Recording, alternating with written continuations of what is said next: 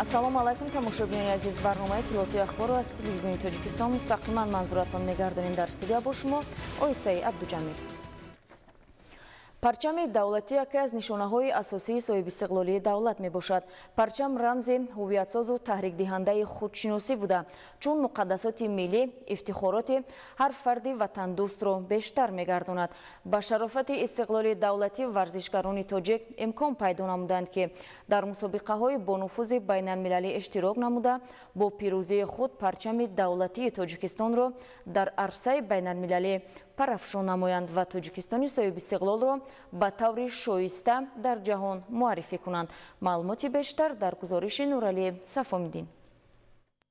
эҳтиром ва арҷ гузоштан ба муқаддасоти миллӣ ҷузъи ҷудонашавандаи масъулияти шаҳрвандии ҳар фарди бедордили мамлакат маҳсуб меёбад, чунки парафшонии парчам дар фаъолияти давлатдорӣ, аз он ҷумла дар гузарондани чорабиниҳои расмию ғайрирасмӣ, фарҳангӣ, варзишӣ ва муносибатҳои байналмилалӣ ҳамчун рамзи хос истифода мегардад. Дар пойтахти мамлакат шаҳри Душанбе бунёд ва ба китоби рекордҳои Гиннес ворид гардидани баландтарин парчам дар ҷаҳон бо баландии 165 метр дар солҳои истиқлоли давлатӣ нишонаи арҷгузорӣ ба муқаддасоти миллӣ ба ҳисоб меравад.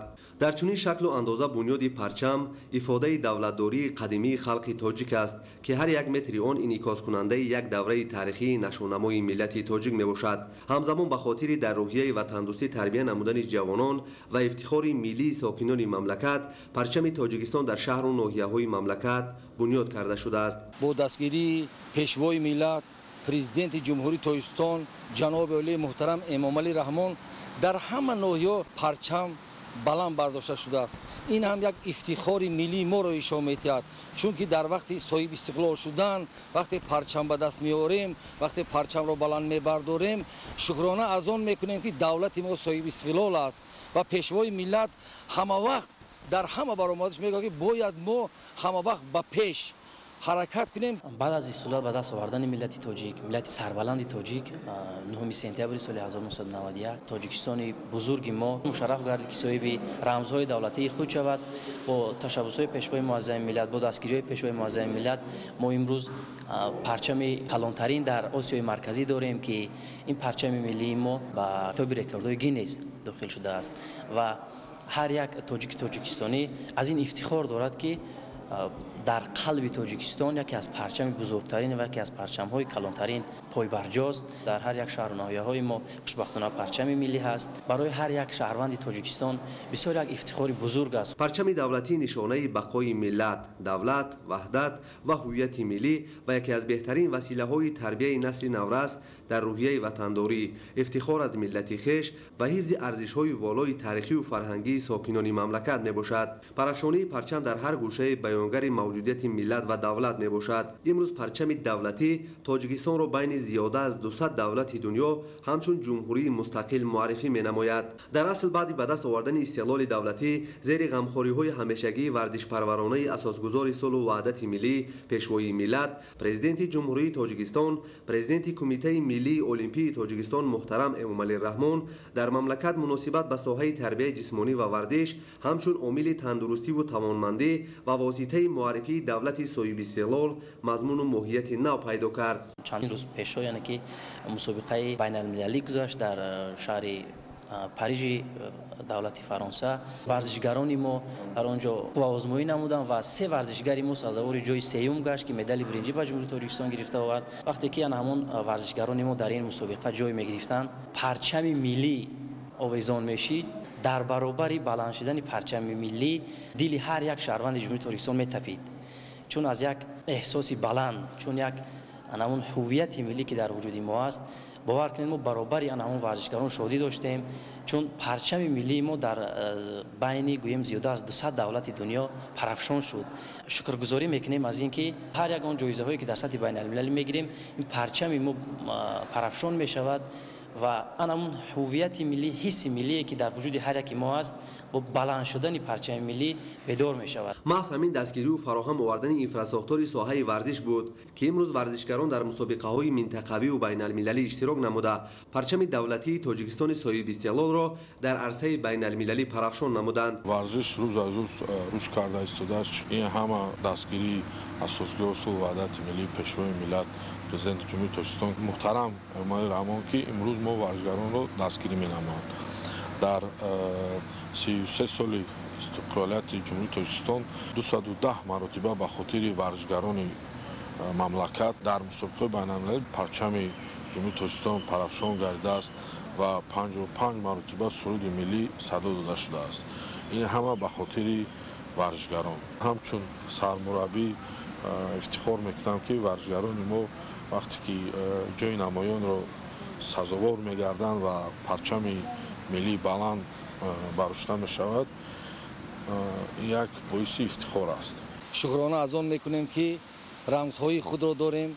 یکی از آن رمزهای این هم باشد پرچم دولتی جمهوری تاجیکستان می باشد. وقتی که ورزشکاران ما در دولت‌های ابدقدرت دنیا برآمدها میکنند، در آنجا پرچم ما بلند برداشته می شود که خواه ناخواه از چشمان ما جاری می شود. بلند برداشتن پرچم این افتخار و هویت ملی تاجیکستان و تاجیکستانیان را نشان می‌دهد. ده‌ها و صدها نفر جوانان و ورزشکاران تاجیک در چمپیونات‌های با نفوذ بین‌المللی غالبیت به دست آوردند و در مسابقه‌ها به افتخار غالبان سرود ملی جمهوری تاجیکستان صدا داده پرچم تاجیکستان بالا برداشته می‌شود.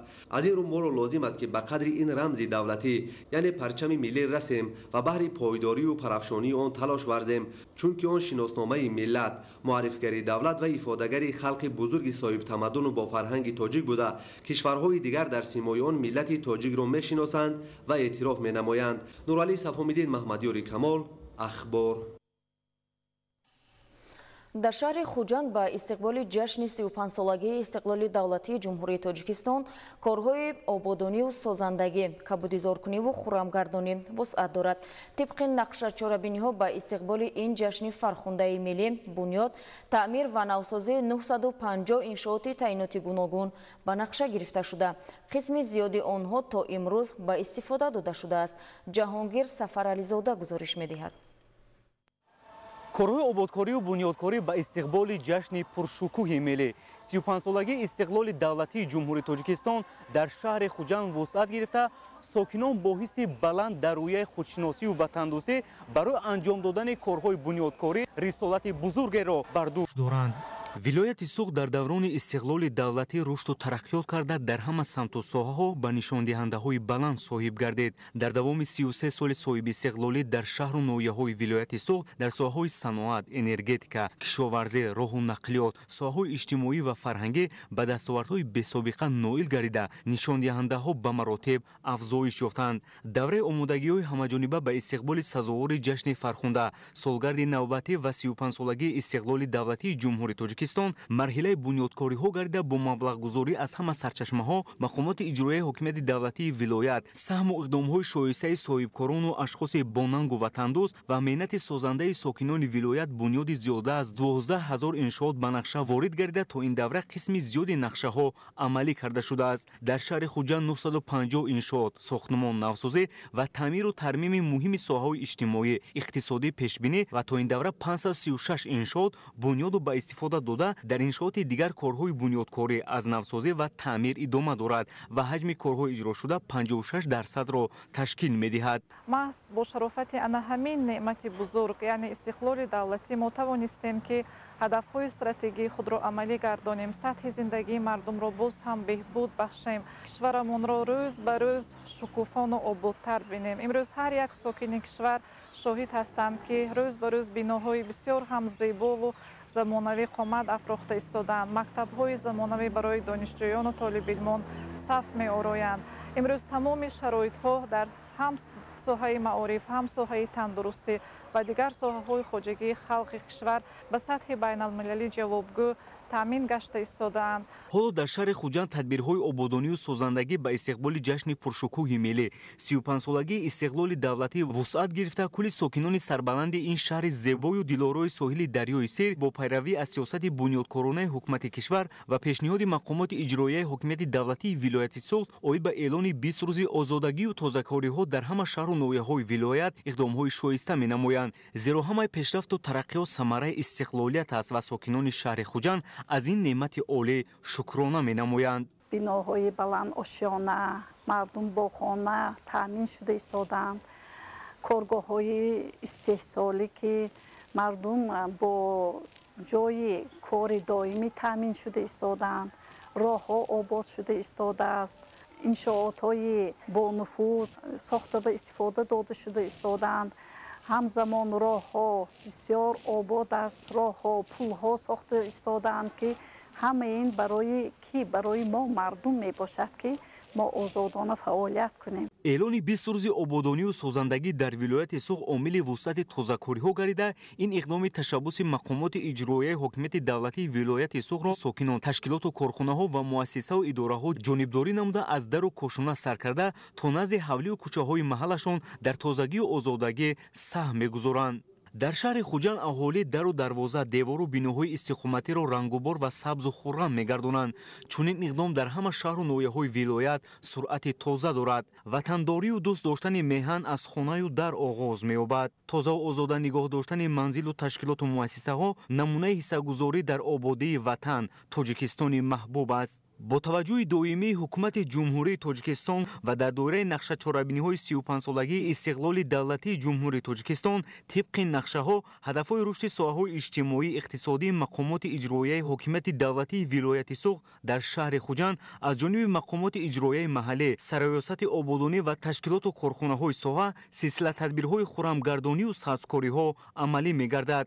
кормандону мутахассисони сароёсати ободонӣ ва аҳолии шаҳри Хуҷанд дастаҷамона дар тадбирҳои тозагию ободонӣ ширкат варзида, намои берунии биноу иншоотро таъмиру хушсифат ва рангубор намуда, ниҳолу дарахтони канори роҳҳои асосиро буриши санитарӣ намуда ба шакл медароранд ва роҳҳои мошингарро рангубор, иншооти пули асосиро таъмир ва дигар корҳои ободониро амалӣ менамоянд.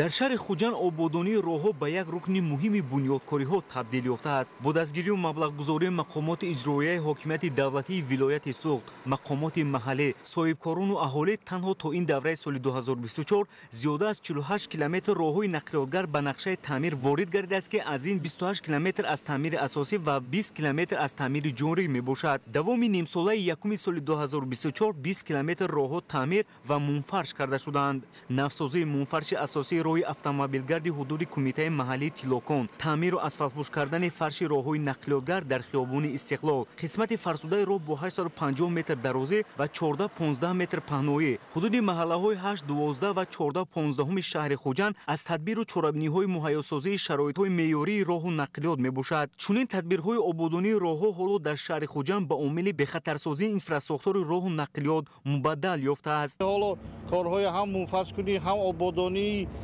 иншоотҳои ҳамшифири роҳ дар якҷоягӣ бо дастгирии ҳам соҳибкорон, ҳам аҳолиҳои минтақаҳои шаҳри Хуҷанд ин корҳои ободонӣ, мунфаршкунӣ бо маром идома дорад.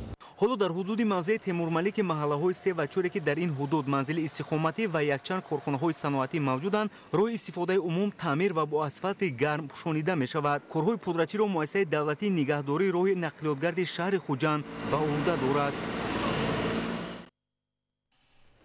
шаҳраки дар банди ноҳияи Нуробод аз баракати истиқлоли давлатӣ боз ҳам ободу зебо мегардад. корҳои созандагӣ дар ин шаҳраки навбунёд бо маром идома дошта, дар баробари дигар иншооти сохташаванда, кохи фарҳанг, коллеҷи муҳандисӣ ва боғи фарҳанги фароғатӣ ба истифода дода мешаванд. гузориши Дигули Маҳмуд.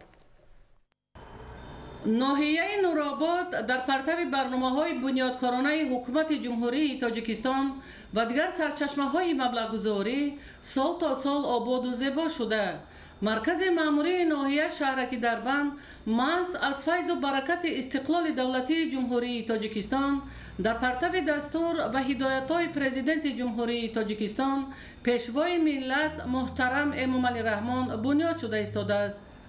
ин аст ки бо кӯчонидани маркази маъмурӣ аз минтақаи зеробшавандаи нерӯгоҳи барқии обии Роғун давоми солҳои соҳибистиқлолӣ бинокорон 27 бинои маъмурии ташкилоту идораҳои ноҳиявиро сохта ба истифода доданд. соли ҷорӣ дар партави барномаҳои бунёдкорона ба истиқболи ҷашни 35-солагии истиқлоли давлатии ҷумҳурии Тоҷикистон сохтмони дигар иншооти ҳаётан муҳими хоҷагии халқ аз қабили Коხи фарҳанг, коллеҷи муҳандисӣ, муассисаи таълимӣ, боғи фарҳанг ва дигар инфраструктураи зарурӣ дар маркази шаҳраки Дарбанд идома дошта, ҳамаи ин ободониро сокинон аз сулҳу субот ва истиқлоли давлатӣ маънидод мекунанд. дар шаҳраки Дарбанд сохтмони як қатор иншоот асосан аз ҳисоби маблағҳои муассисаи давлатии мудирияти минтақаи зеробшавандаи нерӯгоҳи барқии обии Роғун марҳила ба марҳила бунёд шуда истодааст. аз ҷумла барои анҷоми корҳои сохтмонӣ дар бинои мактаби автомобилии ташкилоти ҷамъиятии мададгори мудофиа дар маҳаллаи дуюм маблағи зарурӣ ҷудо шудааст то корҳои боқимонда дар бинои асосӣ ва дигар иншооти ёрирасон дар муҳлати пешбинишуда анҷом дода шавад. дар партави ғамхориҳои башардӯстонаи пешвои муаззами кишвар барои 22 оилаи зарардидагони офати табиӣ сохтмони хонаҳои истиқоматӣ дар арафаи анҷомёбӣ қарор дорад. дар шаҳраки Дарбанд вақте ки ободиро мебинед дар ҳақиқат дилкушода мешавад. ин далолат аз он мекунад ки дар Тоҷикистони азизи мо сулҳ, оромӣ, пешрафт, сохтмон, созандагӣ ҳамаи мардум дар зери партави сиёсати ҷаноби олӣ, сиёсати созанда муттаҳид шуда ба корҳои ободонӣ рағбат пайдо карданд. дар 20 соли охир ободкорӣ то ҷое расид ки шаҳраки Дарбанд шинохта намешавад. дар ин ҷо биноҳои ҳозиразамон, биноҳои баландошиёна, роҳҳои асфалтпӯш, дарахтое ки дар ин ҷо сабзонда шуданд, шинондан сабз кардан осон нест. ин шаҳраки Дарбанд ба як шаҳраке табдил ёфтааст ки шабоҳият ба шаҳр дорад ва пешвои муаззами миллат ҳам дар як сафари худ дар ин ҷо дар аввали саршавии сохтмони ин шаҳрак гуфта буданд ки ман дар ин ҷо барои шумо шаҳрак не шаҳри замонавӣ месозам ва имрӯз дар даруни ин боғи фарҳангӣ фароғатӣ медоред, дар ҳақиқат ҳис мекунӣ ки боғи шаҳрак не боғи шаҳр аст. ин ҳама натиҷаи сиёсати созандаи пешвои муаззами миллат аст. дар маҳаллаи ҳафтум бо ҷалби ташкилотҳои пудрачӣ сохтмони бинои муассисаи таълимӣ барои 640 нафар хонанда идома дорад. иншооти таълимӣ аз рӯи таҳри муосир ва дигар шароитҳои зарурӣ барои таҳсили хонандагон сохта мешавад, зеро дар ин маҳаллаи навбунёд бинои таълимӣ мавҷуд набуд. бо шарофати истиқлолияти давлатии ҷумҳурии Тоҷикистон дар ноҳияи Нуробод корҳои созандагиву бунёдкорӣ аз қабили муфаршкунии роҳҳо, бунёди муассисаҳои таълимӣ, бунгоҳҳои тиббӣ ва толору майдончаҳои варзишӣ ва дигар инфраструктур барои сокинони ноҳияи Нуробод муҳайё гардида истодааст ва имрӯз мо ҷавонону варзишгарон ва мо сокинони ноҳияи Нуробод шукргузорӣ аз амин фазои ободу озоди Тоҷикистони соҳибистиқлол мекунем ки маҳз пешвои муаззами миллат барои мо сокинони манотиқи кӯҳистон тамоми шароити имкониятҳои мусоидро фароҳам оварда истодааст. дар доираи амалӣ шудани лоиҳаи сохтмонӣ роҳҳои дохили маҳаллаи ҳафтум аз ҷумла мунфаршкунии роҳҳои мошингарду пиёдагард ва дигар корҳои ободониро коргарон анҷом дода истоданд. марҳилаи дуюми боғи фарҳангӣ фароғатӣ асосан сохтмони бинои чойхонаи миллӣ, қаҳвахона, насби арғунчакҳо, бунёди майдончаҳо барои бозии кӯдакон, шинондани дарахтони ҳамешасабз ва дигар корҳои ободониро дар масоҳати зиёда 3 гектар дар бар мегирад ки дар арафаи ба истифодадиҳӣ қарор дорад. ҳамин тариқ равади корҳои ободонӣ ба истиқболи ҷашни 35-солагии истиқлоли давлатии ҷумҳурии тоҷикистон рӯз то рӯз вусъати тоза касб намуда, ҳамаи ин ободонӣ ба хотири зиндагии шоистаи мардум равона шудааст. идигули маҳмуд, додарҷони мирзозода барои барномаи ахбор аз ноҳияи нуробод.